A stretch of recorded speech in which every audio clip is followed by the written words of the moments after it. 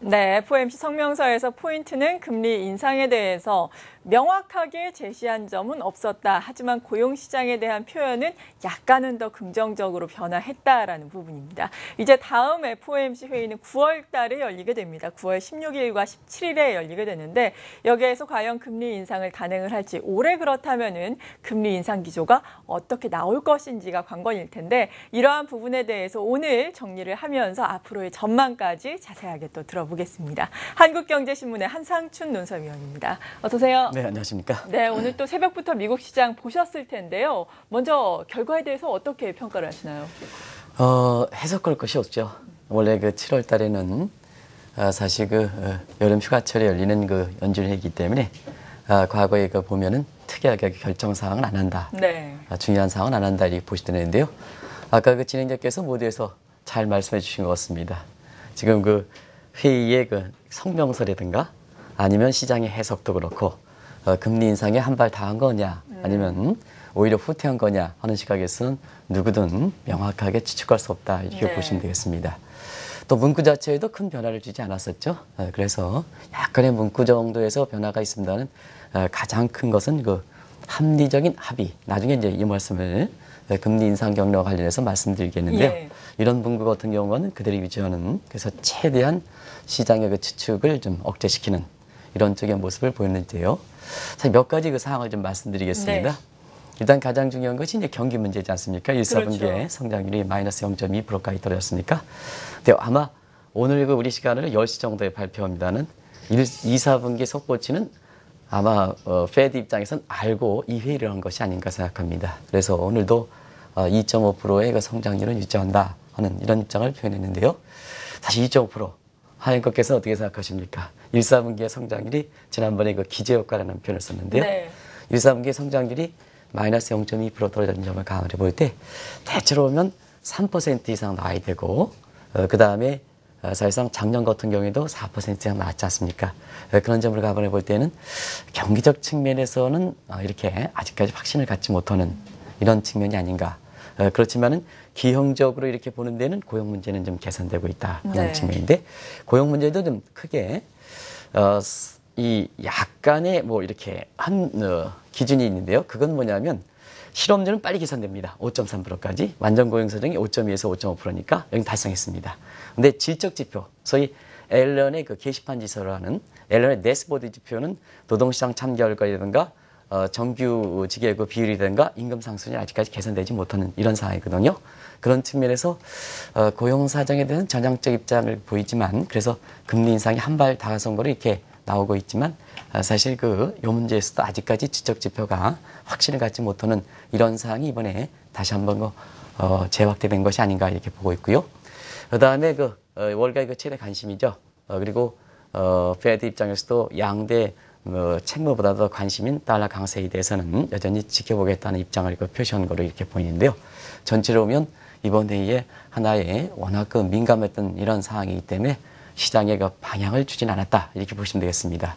대체로 보면 남편 얘기를 많이 얘기 나오는데 그래요? 이게요. 예. 왜냐하면 굉장히 게임 시리에서 상당히 애매할 때 금리를 올리느냐 당하느냐 아니면 더 완화되느냐 이렇게 입장이 될 때는 사이 게임 시리에서 보면은 이 남편분께서 조지 에걸로피에서 게임 시리의 대가거든요. 그래서 거기에 게임 시리의 시장 참여자의 모습을 잘 대변해서 이런 쪽에 얘기가 나온 것이 아닌가 하는 이런 쪽이 있는데요. 그만큼 해석이 어렵기 때문에 그런 쪽에 유치하는 시각도 있다 이렇게 볼 때 있습니다. 네, 그렇군요. 이렇게 해석이 어렵다라고 말씀하실 정도로 아직 명확한 방향성의 제시는 되지 않고 있는 FOMC 회의 결과에 대해서 쭉 말씀해 주셨는데 이렇다 보니까 회의 결과가 나오고 나서 미국 증권시장 아주 큰 폭으로 움직임은 없었고 달러화 같은 경우에는 약간의 움직임이 있지 않았습니까? 세시를 전후해서 어떤 변화가 있었나요? 네, 이렇게 애매모호할 때는 시장의 반응. 역시 이제 경제 입장에서는 시장 참가자들과 경제 주체들이 모든 걸 만들어가는 거 아니겠습니까? 네. 그 결과치가 이제 아마 오늘 시장에 해설하는 사람들이 추가될 거로 이렇게 보이는데요.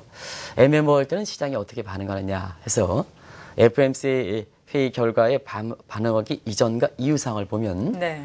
아마 금융위기 이후에 발표문의 전후에서 이렇게 뚜렷하게 방향이 이렇게 크게 큰 변화가 없는 때가 이번이 아닌가 생각합니다.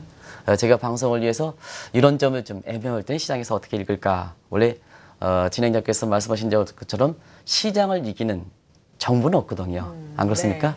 그런 측면에서 보면 사실 이번에 이렇게 보면 세시 전후에서 시장의 모습 보면 상당히 시장도 금리 인상과 인하에 대해서 상당히 엇갈리는 시각을 보였다고 보였는데요. 왜 그러냐면 일단 고용 문제에 대해서는 9월 달을 생각하면 금리 인상 문제가 이렇게 한발 다가섰다 하는 입장을 문구에서 해석할 수가 있겠죠. 네. 그러나 지금 페드의 양대 책무가 뭐냐 하면 2012년 12월서부터 물가 안정과 함께 사실 고용 창출 같은 이게 뉴얼 멘털제 설정해서 통화 정책을 운영한 상황이거든요. 그래서 그 이후에 상황을 본다면 역시 고용 창출의 물가 안정보다 더 무게를 뒀기 때문에 시장의 해석은 고용 문제가 좀 전형적이라면 9월의 금리 인상이 좀 다가선 게 아니냐 하는 시각이 있지만 그래도 전통적인 중앙은행의 목표는 사실 물가 안정 부분이거든요. 그런 점으로 볼 때 지금의 물가 문제에 있어서는 달러 강세 문제 이런 것 때문에 굉장히 좀 물가가 낮아 있습니다. 네. 그러다 보니까 물가는 종합적인 경제 활력 지표이기 때문에 이게 더 떨어지는 상황이 될 때에는 사실상 그렇습니다. 금리 인상, 달러 강세를 가져가는 금리 인상은 이렇게 가져가지 못하는 상황이거든요. 그래서 시장에 뒤늦게 물가라는 부분이 다시 부각되면서 사실상 오히려 금리 인상이 9월 달에 가능성이 좀 퇴보하는 거 아니냐 이렇게 이제 하는데요. 시장에서는 그렇습니다. 이번 회의 전에 9월에 금리 인상 가능성에 있어서 약 60%까지 봤던 것이 결국 물가 안정 문제가 부각되면서 회의 끝나고 나서 9월 금리 인상 가능성에 대해서는 다소 낮아지는 한 50%대는 낮아지는 이런 모습도 보였거든요. 그래서 제가 이제 모두에서 말씀해 주신 것처럼 해설이 필요 없는 시각이다. 그래서 시장도 아직까지는 좀 시간을 갖고 이 숨은 의도를 좀 봐야 되겠습니다는 시장의 반응도 상당히 좀 엇갈리고 있다 이렇게 볼 때 있습니다. 네, 정말 앞서 말씀드린 것처럼 성명서에서도 문구의 변화가 있기는 있었지만 거의 없었습니다. 다소 somewhat이라는 단어가 빠지는 정도 여러 가지 문구 변화가 있었지만 그렇게 큰 변화는 아니었는데 특별한 이유가 또 있을까요? 네, 아무래도 이제 지금의 주변 여건이 아마 감안한 것이 아닌가 생각하는데요. 주변 여건을 보면 지금 세계가 하나의 국가이기 때문에 미국만과 단독으로 가기는 어렵지 않습니까? 네. 그런 측면에서 보면 역시 최근에 주변 여건은 시청자분이 국내 증시에 이렇게 참여하실 때 지금 여러 가지 악재 요인들이 상당히 많이 이렇게 들리실 겁니다. 대표적인 게 이제 중국의 문제. 그래서 증시 부양 나오느냐 안 나오느냐에 따라서 사실 등락을 거듭하는 상태에서 백약인 무효 논쟁. 이제 중국 정부의 잦은 증시 부양책이 효과가 없지 않느냐 하는 이런 시각이 논쟁이 있을 정도로 중국 경제 위상이 높아진 상태에서 사실 중국에 대해서 확신을 갖지 못하는 상황이고요. 또 그리스 문제도 3차 구제금융안이 당초 예상보다 좀 시기가 연장되고 있지 않습니까? 연계되고 있는데 이 배경이 뭘까 하는 측면에서는 역시 독일의 입장이 정리가 되지 않는 게 아닌가. 네. 메르켈 입장에서도 강력하게 밀어붙일 수 있는 이런 힘이 역시 독일 국민들의 어떻게 보면 지도 여부인데요. 최근에 독일의 국민들의 지도가 사실 캐머런 영국 정부의 어떤 입장이 반영되면서 걸머지지 말고 영국처럼 사실 자국만 생각하자 하는 이런 쪽의 의견들이 사실 독일 국민들한테 굉장히 좀 먹히고 있습니다. 우리나라에서 지금 노동개혁 문제라든가 이런 문제에서는 영국의 캐머린 정부가 추진하고 있는 이런 정부가 하나의 모델이 되고 있지 않습니까? 이런 것이 이제 사실 독일 입장에서는 3차 구제금융에 연기하는 입장을 밝히지 못하는 그런 요인이 아닌가 이렇게 보고 있고요. M&A 문제 나중에 한번 말씀드리겠습니다. 그리고 뭐니 해도 원자재 가격이 좀 많이 떨어지고 있죠. 그리고 사실상 신흥계 통화치의 어떤 긴축 발장 문제 이런 문제가 나오기 때문에 결과적으로 보면 미국 입장에서 자체적으로 물가 안정 문제 같은 이런 금리 인상을 쉽게 가져가지 못하는 내부적 문제와 함께 세계가 하나가 될 때는 지금 경제권적인 측면에서는 미국도 녹록치 않은 상황이거든요. 그러겠죠. 그러다 보니까 세계 경제의 책임을 맡고 있는 IMF 입장에서도 라가르드 총재가 미국의 금리 인상에 대해서는 이게 나쁘다는 거 아니다. 근데 세계 경제 입장에서는 좀 어제 진행자께서 말씀하신 것처럼 한국 경제에 나온 것을 금리 인상 문제에 대해서 좀 지연시켜 달라. 네. 당신만 생각하지 말고 세계 경제 입장에서 좀 생각해 달라 하는 입장을 말씀해 주셨습니다는 그런 것이 반영이 돼서 사실상 이렇게 애매모호한 결정을 한 것이 아닌가 이렇게 보고 있습니다. 네, 말씀하신 것처럼 미국의 통화정책 방향에 있어서도 대내적인 여건도 중요하지만 대외적인 여건이 상당히 중요하게 작용이 되는데 하지만 이 대외적인 여건에 대해서 많은 언급은 하지 않는 편이죠. 네, 그렇습니다. 우리가 보면 이제 이 페드는 세계 중앙인이다. 예. 근데 그 역할에 대해서 중앙은행이 책임을 갖고 있을까? 그 역할일까? 할 점에서는 상당히 좀 사실 그 IMF와 비교할 때 물론 목적이 다르긴 합니다는 굉장히 세계 중앙은행 입장에서 자연스럽게 입장에서 그 역할은 제대로 못한다. 우리가 보면 롤에 대해서 액션은 제대로 못한다 하는 네. 이런 그 평가를 받고 있거든요. 그래서 롤에 대해서 액션 부분은 너무 미국 경제 문제만 생각하지 않느냐 이렇게 보는데요. 이건 옛날부터 그렇습니다. 페드의 그 목적은 미국 경제만 생각한다. 왜냐하면 페드가 가장 중요한 목적은 독립성과 안정성입니다.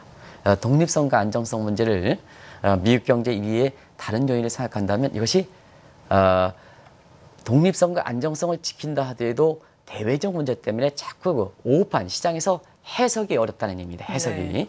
그래서 가능한 이번에 그 그리스 사태든가 이런 거에서 페드가 풀어가는 한 방식을 보시기 바랍니다. 진행자께서 오후 방송에서 또 많은 그 방송을 통해서 그리스 문제에 대해서는 페드가 굉장히 중립적인 입장을 견지하는 걸로 이렇게 보이는데요. 그게 정통이다 이렇게 보겠습니다. 그래서 이런 얘기였죠. 보통 미국은 미국의 국익만 생각한다 해서 사실상 통상법에서 바이 아메리칸 정책, 바이오렌트 정책에서 멀러주의라는 얘기를 많이 하는데요. 이 페드의 태도가 이렇게 세계 중앙 입장에서 대중 문제에 관심이 없다 해서 이것을 신멀러주의의 하나의 상징이다 이렇게 얘기하거든요. 그렇지만은 사실 실질적으로 보면 페드가 이렇게 통화 정책을 간장할 때는 세계가 하나의 여건이기 때문에 내부적으로 문제에 있어서는 위험성 표시를 안 한다 하더라도 대외적 여건은 충분히 고려한다 이렇게 보시됐습니다.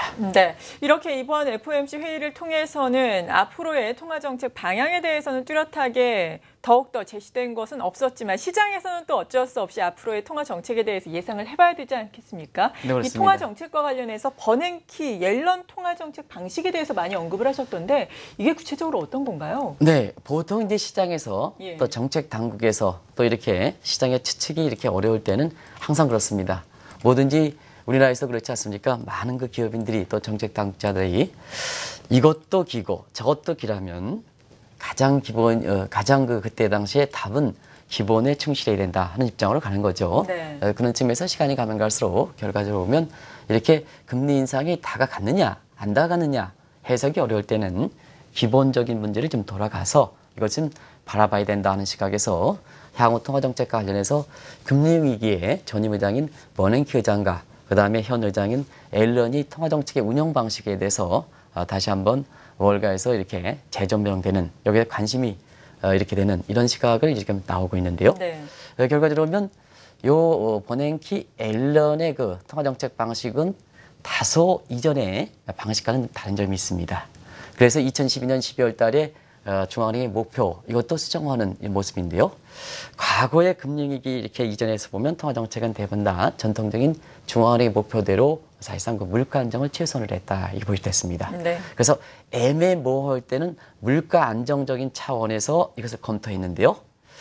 그렇다고 한다면 이번에 이렇게 보면 고용은 앞서갔지만 금리 인상이 다가왔지만 물가는 멀어졌다 보니까 과거 통화정책의 결정 방식이라 본다면 지금은 오히려 9월달 금리 인상 가능성이 퇴보됐다 하는 시각으로 시장에서 반응할 겁니다. 그런데 네. 왜 이렇게 헷갈리냐 하면 사실상 그 버냉키 앨런의 통화정책 방식은 이전의 그 통화정책 방식과 상당히 다르다 이렇게 보여졌습니다. 중앙은행 목표도 좀 현실 여건에 맞게끔 유연하게 되고요. 그래서 고용창출 목표가 듀얼 맨데이트로 들어간 거고요. 그다음에 통화정책 관할 방안도 실물 경기뿐만 아니라 자산시장도 감안해야 된다. 또 감독권도 사실상 지금 입장에서는 너무 불이시키지 말고 중앙은행에 주증시켜야 된다. 빅브라더 이렇게 해서 모든 면에서 현실 여건에 맞게끔 변해야 된다. 유연적 입장이다 이렇게 보였거든요. 그러니까 이런 앨런과 그다음에 그 버냉키의 통화 방식을 본다면 오늘 성명서의 내용이 고스란히 반영돼 있다 이렇게 보였습니다. 네. 자, 고용 문제를 생각한다면 물가가 9월달 금리 인상이 다가서는 거죠. 그럼 물가를 보면은 퇴보게 되는 거죠. 네. 그래서 다시 한번 이렇게 혼란스러울 때는 기본에 해당되는 앨런과 그 다음에 버냉키의 통화정책 방식의 대로 우리가 앞으로 금리 인상 경로를 좀 추정해야 되는 것이 아닌가 하는 이런 시각이 나오고 있다 이렇게 볼 수 있습니다. 네, 그러니까 과거보다는 고려하는 여건들이 더 많아지고 그만큼 더 유연성 있는 정책을 기대해봐도 된다라는 말씀이신 건가요? 아무래도 이제 그 여건에서 보면은 예. 이럴 겁니다. 지금은 전형된 룰이 아니지 않습니까? 이전에 경제학 이론이라든가 그 관행이라든가 네. 이런 것이 통용되지 않는 그래서 이것을 이런 것이 통용되는 상황을 노멀 소사이티인데 반해서 이것이 통용되지 않은 상태를 뉴 노멀 소사이티인데요. 과거 이론이 통하지 않고 또 과거에 뭐 금리가 2004년 이후에 금리가 올라갔다 해서 한 단계씩 노멀 스텝으로 계속해서 5% 이상 오르는 네. 그 차트 분석하면 이번에도 그렇게 오르지 않겠느냐 이 여건이 아니라는 얘기입니다. 그러다 보니까 여건이라든가 이론이라든가 관습이 통하지 않은 상태에서는 가장 정책 당국 입장에서는 경기라든가 금융 시장 이렇게 할 때 아무래도 시장에 참여할 때 리스크보다는 그걸 안정시켜야 하는 것이 정책 단계의 목적이지 네. 않습니까? 그런 측면에서는 나올 수 있는 환경에 대해서 수시로 입장을 유연하게 대처해야 된다 하는 입장이 바로 그 통화정책의 방식이다 이렇게 볼 때 있습니다. 네, 관건은 또 속도일 텐데 속도와 관련해서는 우리가 어떤 걸 생각을 해봐야 되는 건가요? 네, 지금 이제 진행자가 말씀하신 내용은 굉장히 중요할 거로 이렇게 보입니다. 예. 항상 첫 질문부터 지금까지 이렇게 저한테 질문한 거를 이렇게 보면 금리 인상 부분에 대해서 이제 기정사실화 되는 거겠죠? 그렇죠. 예. 이 부분에 대해서 이제 기정사실화 되기 때문에 금리 인상이 뭐 시기가 어떠냐 이런 것은 사실 그 투자자라든가 경제 주체 입장에서는 미래에 대해서 하기 때문에 이 금리 인상 시기가 어디를 가느냐 뭐냐 이거는 별로 그렇게 중요한 게 아니다. 인상은 될 걸로 그렇습니다. 기정사실화가 이정사실화니까. 됐으니까요. 예. 그래서 시청자분도 이제는 여기 많이 나오는 사람들이 금리 인상 시기가 9월이 되든 12월이 되든 내년에 그건 관계가 없다. 이제 인상이 돼야 된다.